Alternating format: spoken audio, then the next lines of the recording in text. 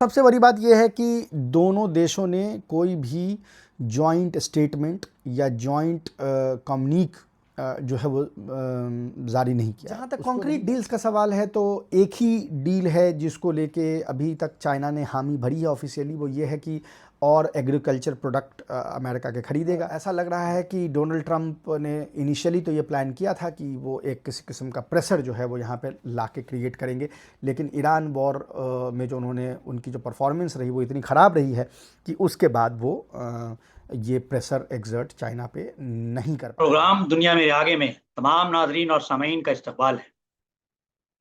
मैं हूं आपका मेज़बान सैयद खुर्रम रज़ा, कौमी आवाज़ का डिजिटल एडिटर। ये प्रोग्राम नेशनल हेराल्ड, नवजीवन और कौमी आवाज़ की जानिब से पेश किया जा रहा है।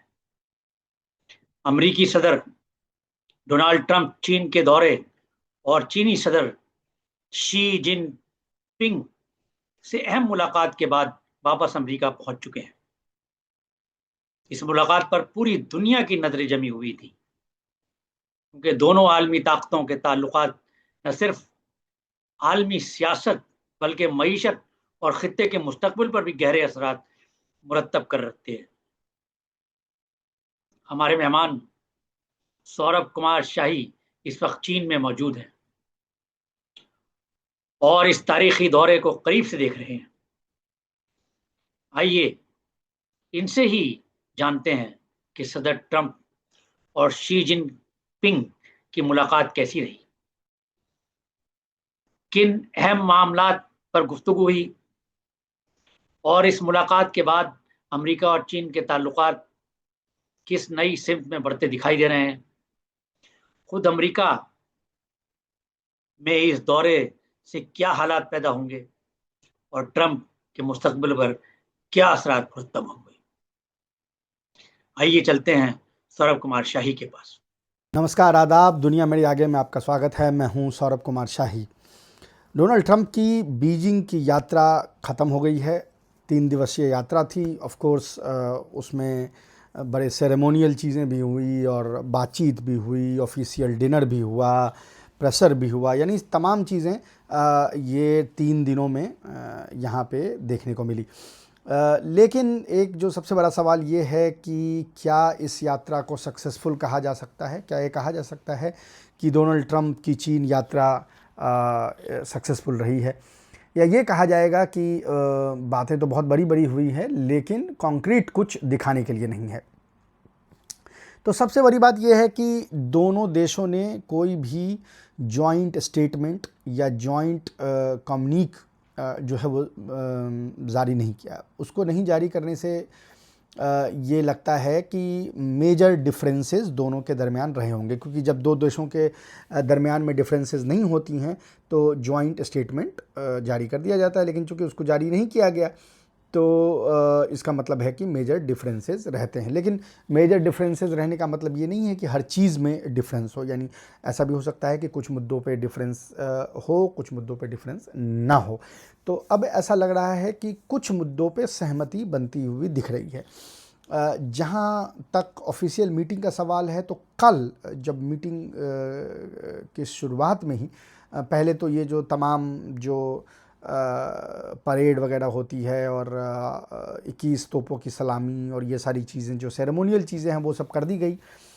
लेकिन उसके बाद बिल्कुल ऐसा प्रतीत हुआ कि जो चेयरमैन शी जिनपिंग हैं वो इस तैयारी से आए हैं कि बिल्कुल सीरियस उसमें एंटर करना है और लफाजी या लवाजमात जो हैं उसमें ज़्यादा इंडल्ज नहीं होना है।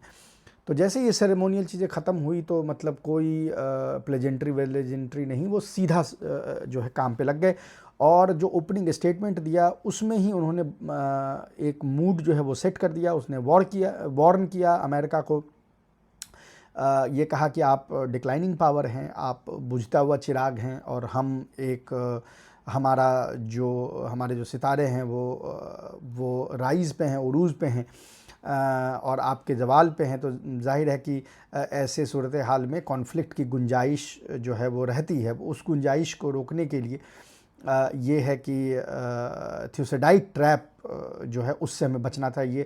थ्यूसिडाइड ट्रैप एक एथेनियन जर्नल थे, उनके नाम पे है, जिन्होंने ये कहा था, एक थ्योरी दी थी पेलोपोनेशियन वॉर के वक्त में कि जब एक राइजिंग पावर एक कोशिश करता है एक एग्जिस्टिंग पावर को रिप्लेस करने की, तो कॉन्फ्लिक्ट होता है। तो ये चीज़ बंद कमरे में और दबी जुबान जो कही जाती थी वो यहाँ पे क्लियरली यानी सामने बोल दिया गया। और जाहिर है कि डोनाल्ड ट्रंप उससे तिलमिलाए हुए हैं, वो अपने ट्रूथ सोशल पे लिख वगैरह उसको किसी तरह एक्सप्लेन करने की कोशिश कर रहे हैं। लेकिन जो फैक्ट है वो है कि यानी सी जिनपिंग ने भरे कमरे में अमेरिका को ये कह दिया कि तुम अब डिक्लाइनिंग पावर हो, और अगर तुम सलीके से मैनेज नहीं करोगे रिलेशनशिप को, खासकर ताइवान के मुद्दे पे उन्होंने चेतावनी दी कि अगर ताइवान को तुम सही से मैनेज नहीं करोगे तो ये संभव है कि ये झड़प में तब्दील हो जाए, और झड़प से ज़्यादा ये एक कॉन्फ्लिक्ट में यानी जंग में तब्दील हो जाए। तो अब इससे ज़्यादा क्लैरिटी किस चीज़ पे हो सकती थी। एनीवे, जो डोनाल्ड ट्रंप का अपना रवैया रहा है, इनिशियली जो अमेरिका में इंटरनली वो जो बोलते रहे हैं उससे बहुत बड़ा डिपार्चर दिखा। आपको पता है अमेरिका अपने डोमेस्टिक ऑडियंस को बार बार ये कहता रहता है कि भाई डोनाल्ड ट्रंप कि हम चीन के साथ कंपटीशन में हैं, और चीन हमारी नौकरी ले रहा है, और चीन हम स्पाई भेज रहा है, और तमाम तरह की चीज़ें वहाँ कहते रहते हैं, और कहते हैं कि हम उनसे डिकपल करेंगे। और वही नहीं, जो उनके मित्र यानी उनके जो दोस्त ममालिक हैं, चाहे वो भारत हो, चाहे वो जर्मनी हो, चाहे वो फ्रांस हो, सबको ये दबाव रहता है कि आप डिपेंडेंसी चाइना पे कम करें और उसके साथ डिकपल करें, और उसके यानी अपने जो सप्लाई चेन्स हैं उसको डाइवर्सिफाई करें। लेकिन जब अपनी बात आई तो पूरे के पूरे 30 अमेरिका के सबसे बड़े कंपनी के सीईओज़ को लाद के वहाँ पहुँच गए और कहने लगे कि भाई हम तो आपके साथ जो है वो डील करने के लिए आए हुए हैं। तो इससे एक मुनाफिकत जो है वो नज़र आती है डोनाल्ड ट्रंप की कि दुनिया के लिए, भारत के लिए, जर्मनी के लिए, फ्रांस के लिए एक लेक्चर, और जब अपनी बारी आई तो ये पूरा का पूरा एक जत्था उठा के जो टॉप कंपनीज हैं उनके सीईओज़ को उठा के लेके आया। और सिर्फ उठा के लेके नहीं आए, इंट्रोड्यूस करवाया सी जिनपिंग से, और उनको कहा कि भाई हम सिर्फ टॉप ब्रास को चाहते थे, तो आपके मतलब जैसे होता है ना कि दरबार में आते हैं तो नजराना लेके आते हैं, तो उस नजराने की तरह उनको पेश किया गया ये जो सीईओज़ हैं। जहाँ तक कॉन्क्रीट डील्स का सवाल है तो एक ही डील है जिसको लेके अभी तक चाइना ने हामी भरी है ऑफिशियली, वो ये है कि और एग्रीकल्चर प्रोडक्ट अमेरिका के खरीदेगा।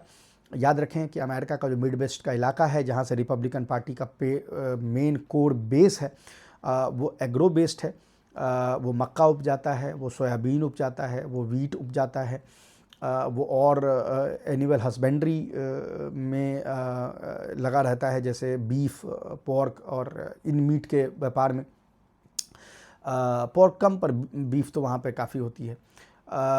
तो अब मसला ये है कि उसका सबसे बड़ा मार्केट चाइना है, क्योंकि चाइना ही एक कंट्री है जिसकी इतनी बड़ी पॉपुलेशन रहते हुए इतना हाई पर कैपिटा इनकम है। जनरली क्या है कि या तो भारत जैसा देश है जिसकी पॉपुलेशन बहुत ज़्यादा है तो पर कैपिटा इनकम बहुत लो है, तो जाहिर है कि कंजम्पशन भी लो है चीज़ों का।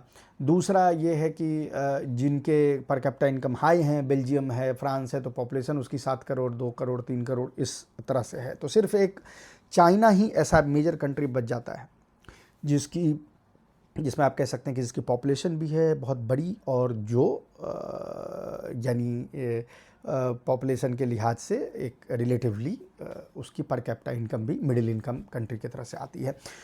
तो अब अगर ये एग्रो प्रोडक्ट्स नहीं बिकेंगे तो ट्रंप का जो कोर एरिया है वहाँ पे उसको वोट कम पड़ेगा। तो अभी जो मध्यावधि चुनाव होने हैं, जिसमें सेनेट और कांग्रेस के दोनों के इलेक्शन होने हैं, हाफ टर्म के, मिड टर्म के, उसमें ये होगा कि ऐसे कयास लगाए जा रहे हैं कि और अगर ये इनके जो वोटर्स नाराज़ हो गए तो कांग्रेस सीनेट में भी मेजॉरिटी लूज़ कर जाएंगे रिपब्लिकन्स। तो वो डर बना रहता है। तो इसलिए सबसे पहले उन्होंने कोशिश की है कि सिक्योर करें, जो अपना कोर वोटर है उसके इंटरेस्ट को सिक्योर करें, और मिडवेस्ट के जो फार्मर्स हैं उनको किसी तरह के कोई लाभ दिया जाए। इस पे चाइना ने हामी भरी है कि हम और सोयाबीन और सोरगम और मेज और बीफ आपसे खरीदेंगे, लेकिन अभी इसके क्वांटम पे कोई बातचीत नहीं हुई है।